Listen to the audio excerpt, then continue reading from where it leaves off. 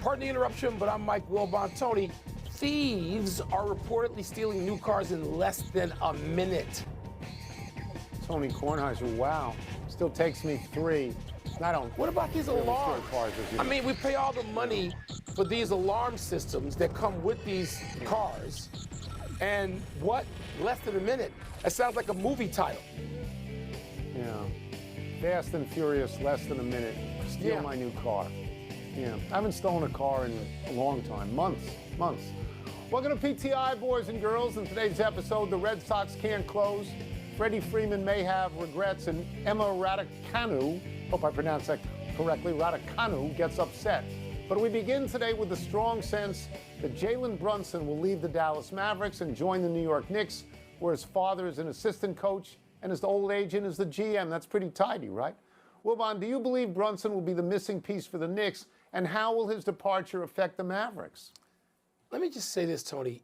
Even though he came close a couple of times, Patrick Ewing wasn't even the missing piece for the Knicks. So what are we talking about? Bernard King wasn't the missing piece for the Knicks. Carmelo Anthony wasn't the missing piece for the Knicks. The Knicks, the missing piece, has been 50 years in search of the missing piece, 49 years to be exact, as you know better than I do. And Jalen Brunson, by the way, a fine player, self-made from Villanova, self-made. This kid went out. I know he's got some lineage because his father, Rick, played in the league for a long time. I know that. I know the Brunsons. And he's a Chicago kid, Stevenson High School. I followed everything this kid has done. I love him. I love what he's made of himself. Is he the missing piece for the Knicks? What are people looking at? What are people watching? Why put that kind of pressure on this kid? This is awful. I'm glad he's getting his bag, as they say now. If he goes to New York and it appears he's going to, good for him. I'd stay and play with Luka in Dallas personally so I can get close to a championship. He's the third player on a championship contender. Not the first, not the second. No, and I feel bad saying this because I love him. Yeah. So this is a stunner for me, and I'll tell you why. Not because I think he's automatically going to make the Knicks win. As you know, I do not believe that. The notion of a missing piece as if they got everything else in place is ludicrous. No, it's a stunner for me because I thought Dallas was ready to make a big move when they traded for Christian Wood, I believe. I thought they were gelling. I thought they were the next big thing in the West. And I'm now in a market correction phase. I had no idea this kid was going to leave. And it's not that I think he's a great player. I don't think he's a great player. I thought he was a perfect player on that team. Yes, a great compliment to Luka Doncic.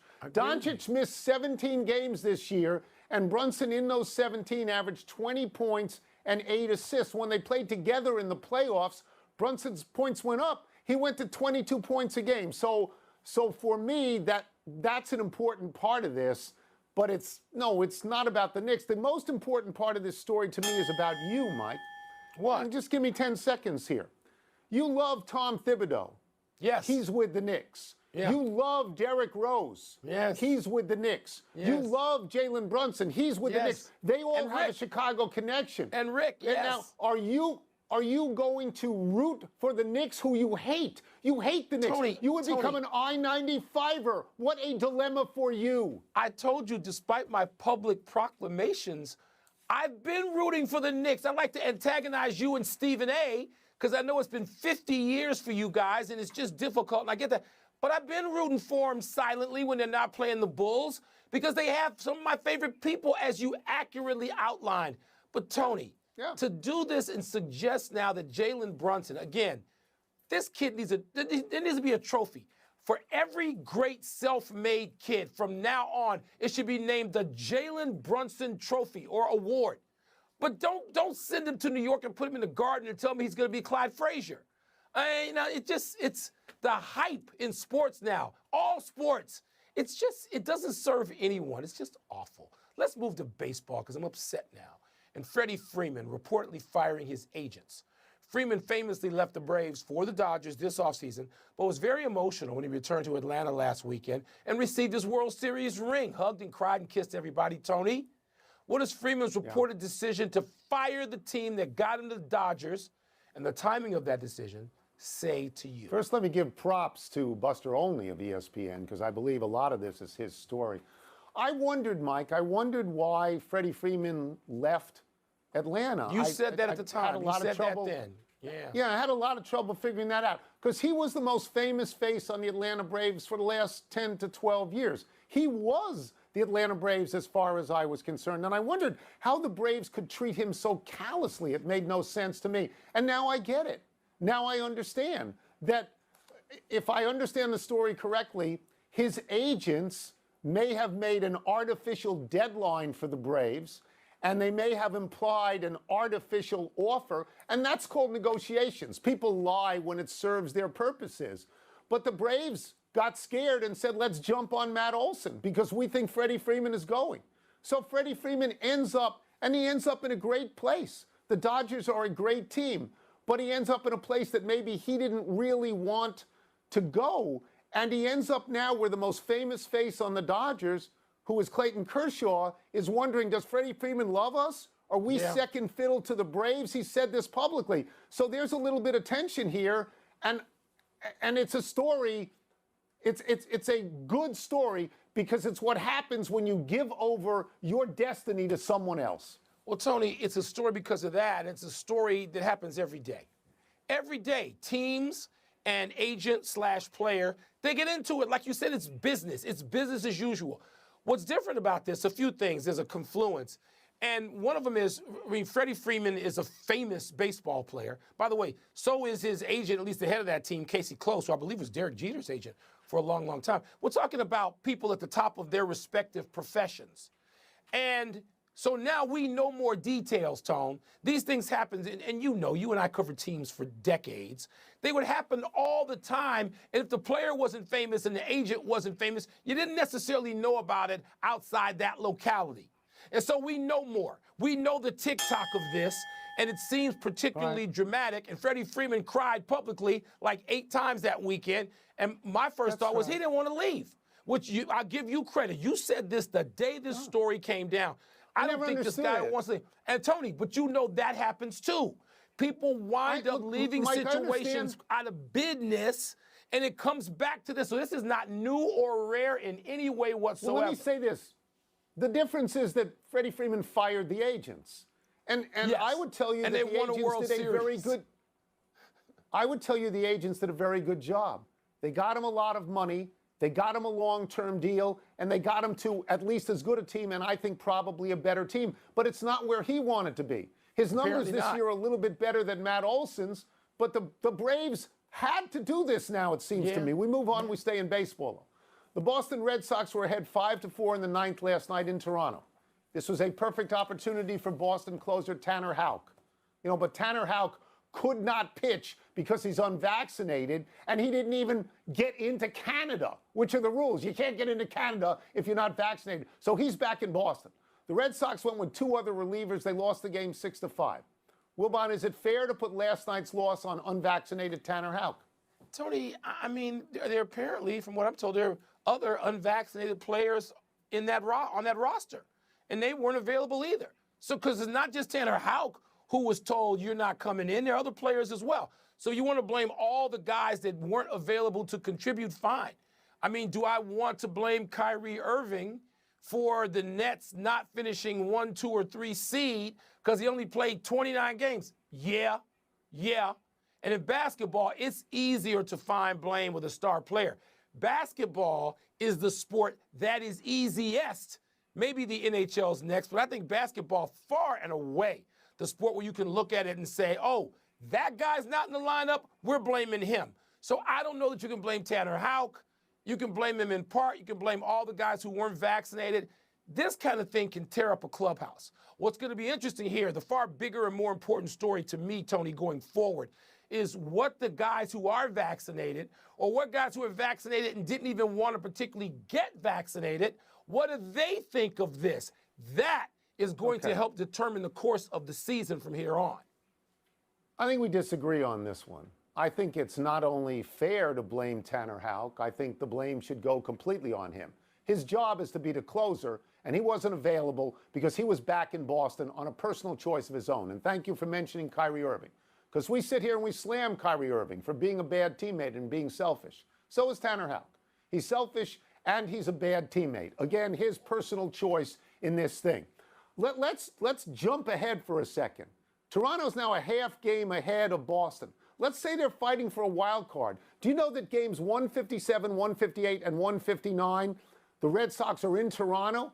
And if Houke's not vaccinated then, he can't pitch for them and maybe they miss the wild card. Or one step further, they're both in the wild card and they play each other. Road games. They play each other. And all 3 games, if Toronto was up by 1 game because a game that Tanner Houck missed, all 3 games would be in Toronto. So, Mike, the Yankees are all vaccinated. They didn't start the season that way. It's one thing if you're in the National League, Mike, and you don't have interleague and you're not going to be in Toronto. They're in the same division. They play 19 games. Some of them are in Toronto. Yeah. I blame him.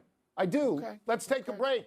Coming up, Emma Raducanu gets bounced from Wimbledon, but did Harmony Tan make the bigger news today? And Jonathan Davis, the Brewers, makes an incredible catch, but did he top a previous catch he'd made in the same place? Toss up. Next. Everybody knows the rule. You can't get into Canada if you're not vaccinated. And the closer is really easy to identify. Pardon the Interruption is presented by Corona Extra. Find the fine life. Live La Vida Must Be. It's time for toss-up. 2 men enter, 1 man leaves, finishes the show, then wonders how he's going to fill 5 days before the show returns on Tuesday. Like macrame? What's first? Toss-up, bigger development at Wimbledon today. Emma Raducanu losing or Harmony Tan pulling out of doubles? Okay, the bigger development is Raducanu losing because she's the 10th seed. She's the defending or reigning champion at the U.S. Open. She's British. She's playing in Wimbledon. She goes out on center court, loses to a French woman in straight sets. That's a big deal. But the juicier development is Harmony Tan pulling out of doubles because her doubles partner got very frosty and angry about this. And here is a great quote that she said, I guess on Instagram: if you're broken after a 3-hour match the day before, you can't play professional. That's my opinion, unquote. So don't put them in the same van going home. I will say in defense of Harmony Tan, she is 24 years old. Mike, I think she's ranked around 115. She's unlikely to win a major ever. That win over Serena Williams is the greatest win of her life. It's always going to be the greatest win of her life. So if she wants to bathe in that for a little while, okay.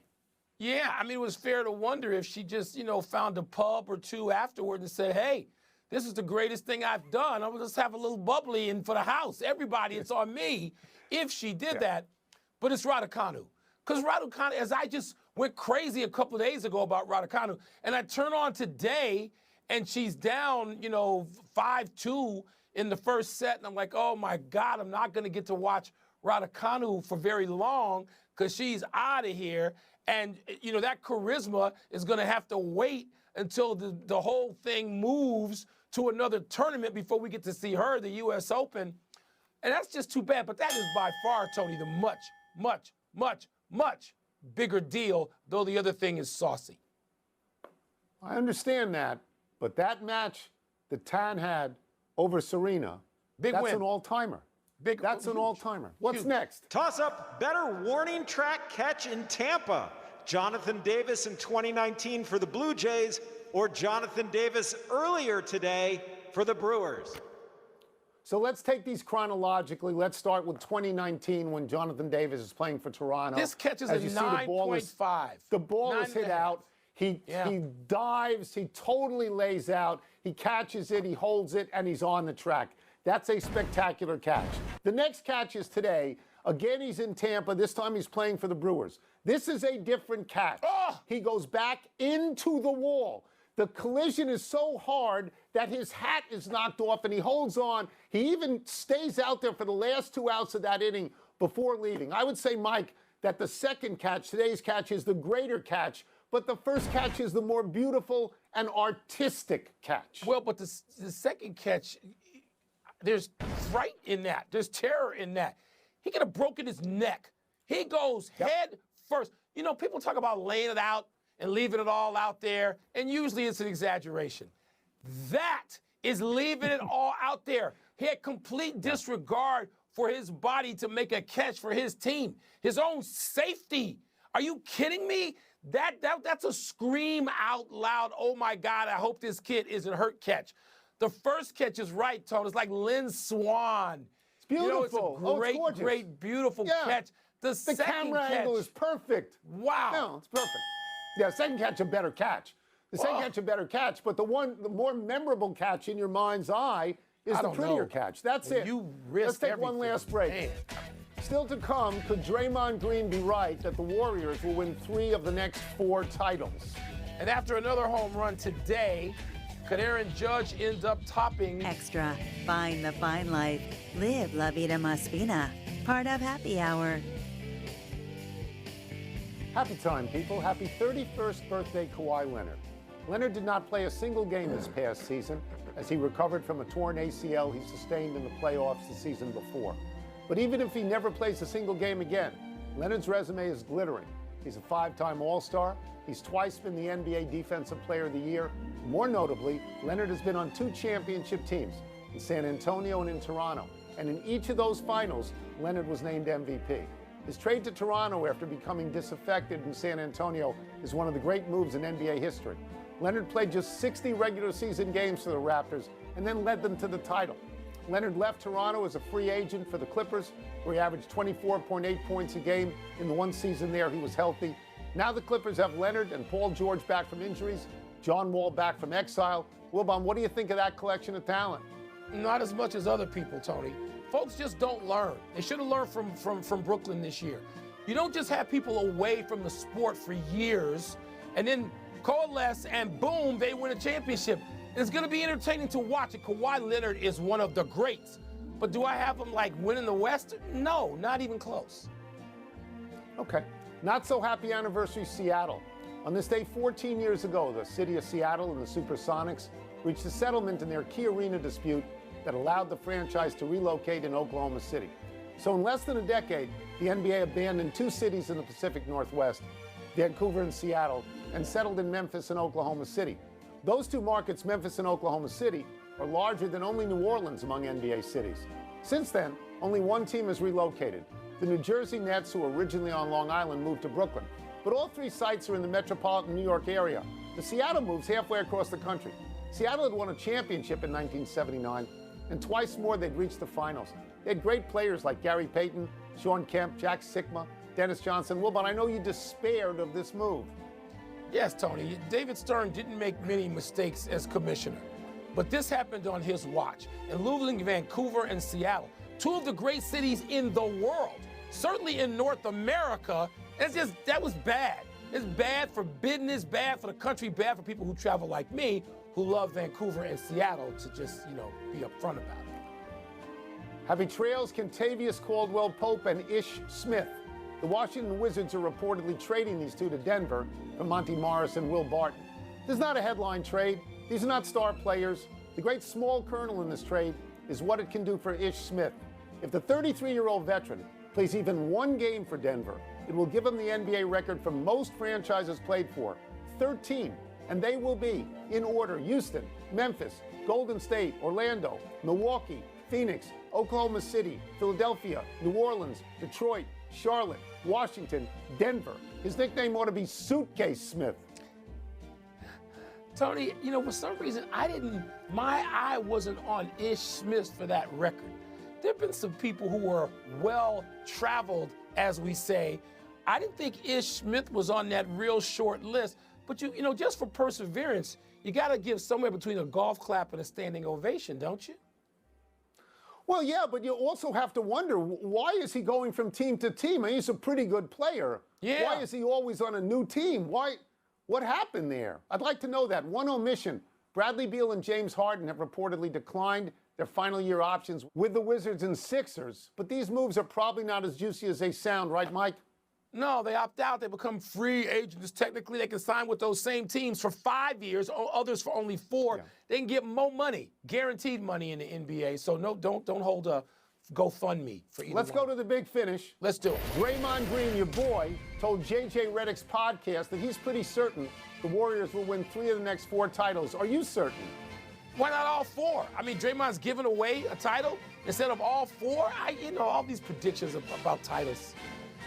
Reliever Archie Bradley fractured his elbow in a fall while trying to join that big brawl over the weekend. Now likely out for several months. Tony, your thoughts? Well, he doesn't have to be suspended, does he? Because he's not going to be eligible to play because he wanted to get in the brawl. Aaron Judge hit his 29th homer today. He's on pace for 62. Is that a big deal? No. Sosa passed that number 3 times by himself. Your idol, Max Scherzer, his start for the Binghamton Rumble Ponies. Oh, my God. Against Hartford, the Yard Goats was pushed to tonight. Cause for concern? No, I'm sure Max is going to be all right. The important thing is that he's got to get an autographed jersey, a Rumble Ponies jersey, and send it to me. I knew you were going to lobby. I knew you were going to lobby. I just did. Last one, Justin Verlander is the first of 10 wins, giving up no runs to the Mets over 8 innings. Your thoughts on Verlander? Early fade for Cy and maybe MVP, Tony, the way he's going for Justin Verlander. Came back from Tommy John. He looks great. We're out of time. Try to do better the next time. I'm Tony Kornheiser. And I'm Mike Wilbon. We are bumped until Tuesday, knuckleheads. You can get the PTI podcast on the ESPN app or Apple Podcast. Have a great 4th of July long weekend. And now, here's SportsCenter.